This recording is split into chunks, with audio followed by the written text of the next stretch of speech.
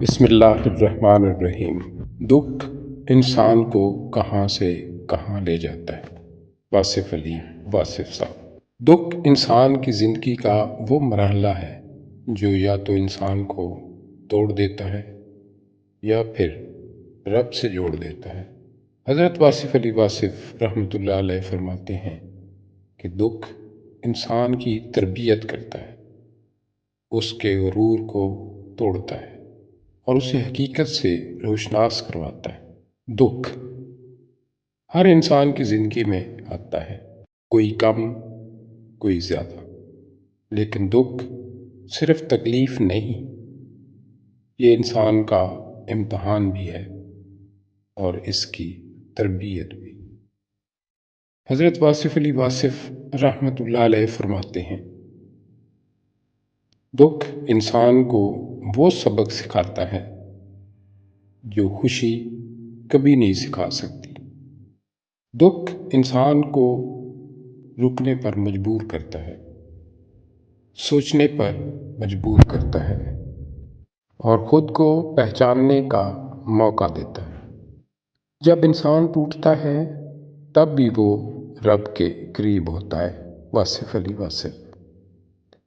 اس کو ذرا گہری نظر سے دیکھتے ہیں، جب سہارا ختم ہو جائے تب انسان کو اصل سہارا یاد آتا ہے اور وہ اللہ کی طرف لوٹتا ہے۔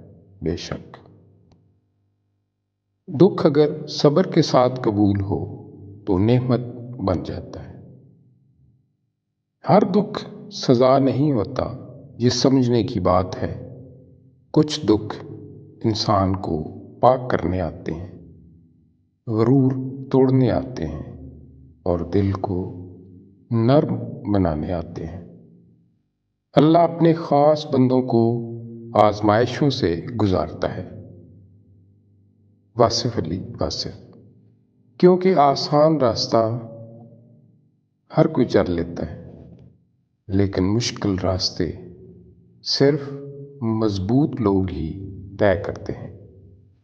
دکھ میں شکوہ انسان کو کمزور اور صبر انسان کو طاقتور بناتا ہے۔ حضرت واصف علی واصف۔ صبر کا مطلب خاموشی نہیں، صبر کا مطلب اللہ پر مکمل بھروسہ ہے۔ اگر آج آپ دکھ میں ہیں تو یاد رکھیں، یہ وقت بھی گزر جائے گا اور شاید یہ دکھ آپ کو وہاں لے جائیں جہاں خوشی بھی نہیں لے جا سکتی۔